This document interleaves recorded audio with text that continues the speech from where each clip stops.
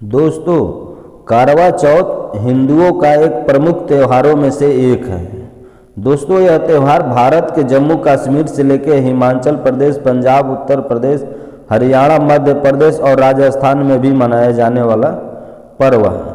दोस्तों, यह त्यौहार कार्तिक मास की कृष्ण पक्ष की चतुर्दशी को मनाया जाता है। दोस्तों, यह सौभाग्यवती स्त्रियां मनाती हैं। नमस्कार, प्रणाम। आप देख रहे हैं स्टोरी वॉइस और मैं हूं चंदन।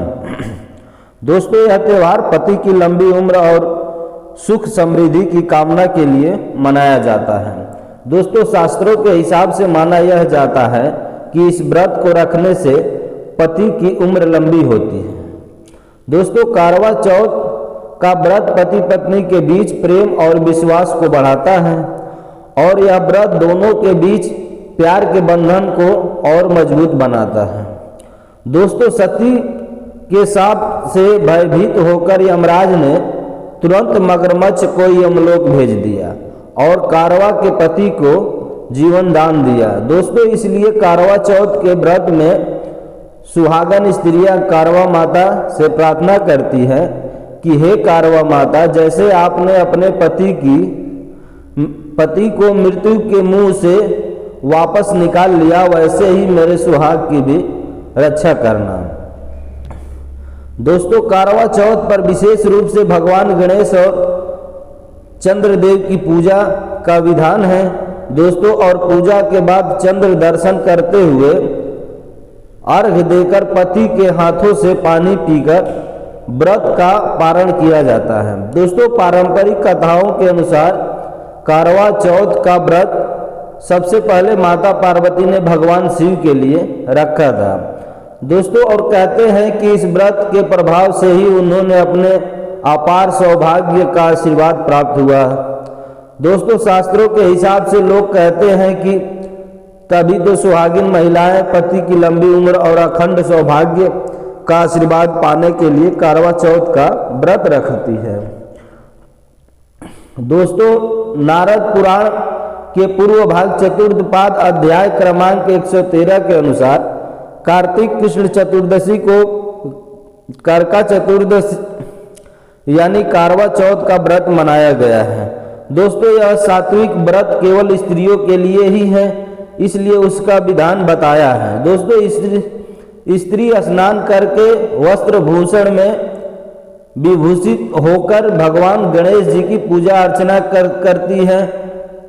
दोस्तों, आइए आप सभी को बताने की कोशिश करते हैं कि करवा माता के बारे में। पौराणिक कथा के अनुसार प्राचीन समय में करवा नाम की एक पतिव्रता स्त्री रहती थी और उनका पति काफी उम्रदराज था। और एक दिन जब उनका पति स्नान के लिए नदी में गए तो वहां नहाते समय मगरमच्छ ने पैर पकड़ लिया। दोस्तों, और गहरे पानी की तरफ खींचने लगा। करवा के पति करवा को बुलाने लगे और सहायता करने को कहे।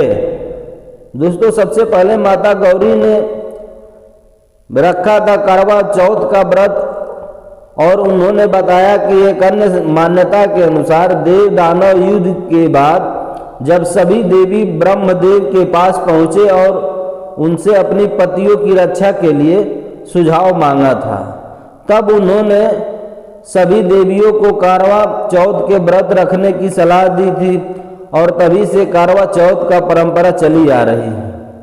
दोस्तों, करवा चौथ माता गौरी का ही एक रूप है। इनकी पूजा करने से अखंड सौभाग्य का वरदान तो मिलता ही है, साथ ही दाम्पत्य जीवन में भी सुख बढ़ता है। दोस्तों, करवा चौथ मंदिर माता की स्थान के सेवाई माधोपुर के सबसे प्रमुख मंदिरों में से एक है। इस मंदिर की स्थापना 1451 में वहां के शासक भीम सिंह ने की थी। माताएं बहनें जो व्रत रहती हैं वह चंद्रमा को अर्घ देने वक्त इस मंत्र का जरूर जाप करें।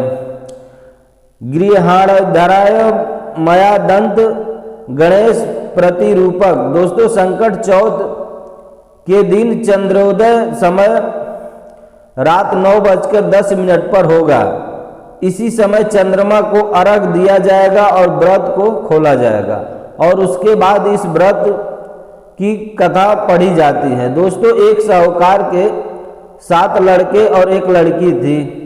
एक बार कार्तिक मास की कृष्ण पक्ष की चतुर्दशी तिथि को सेठानी सहित उसकी 7 बहुएं और उसकी बेटी ने भी करवा चौथ व्रत रखा। दोस्तों, रात्रि के समय जब साहूकार के सभी लड़के भोजन करने बैठे तो उन्होंने अपनी बहन से भी भोजन करने को कहा, तो इस पर बहन ने कहा, भाई अभी चाँद नहीं निकला है। दोस्तों, चाँद के निकलने पर उसे अर्घ देकर ही मैं आज भोजन करूंगी। दोस्तों, साहूकार के बेटे अपनी बहन से बहुत प्रेम करते थे। उन्हें अपनी बहन का भूख से व्याकुल चेहरा देख बेहद दुखी हुआ और उसके बाद साहूकार के बेटे नगर के बाहर चले गए और वहां एक पेड़ पर चढ़कर अग्नि जला दी। घर वापस आकर उन्होंने अपनी बहन से कहा, देखो बहन, चाँद निकल आया है, अब तुम्हें अर्घ देकर भोजन ग्रहण करो। दोस्तों, साहूकार की बेटी ने अपनी भाभियों से कहा, देखो चाँद निकल आया है, तुम लोग भी अर्घ देकर भोजन कर लो। ननद की बात सुनकर भाभियों ने कहा, बहन अभी चाँद नहीं निकला है, तुम्हारे भाई धोखे से अग्नि जलाकर उसे के प्रकाश को चाँद के रूप में तुम्हें दिखा रहे हैं। तो दोस्तों, फिर क्या हुआ, साहूकार की बेटी अपनी भाभियों की बात को अनसुनी करते हुए भाइयों द्वारा दिखाए गए चाँद को अर्घ देकर भोजन कर लिया।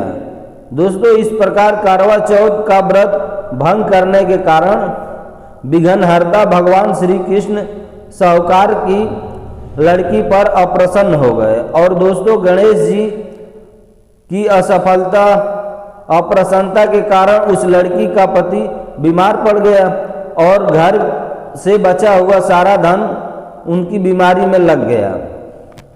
दोस्तों, साहूकार की बेटी को जब अपने किए हुए दोष का पता लगा तो उसे बहुत पश्चाताप हुआ और उसने भगवान श्री गणेश जी से क्षमा प्रार्थना की और फिर से विधि विधान पूर्वक चतुर्दशी के दिन व्रत शुरू कर दिया और उसने घर पर उपस्थित सभी लोगों को श्रद्धा अनुसार आदर किया और तदुपरांत उनसे आशीर्वाद ग्रहण किया।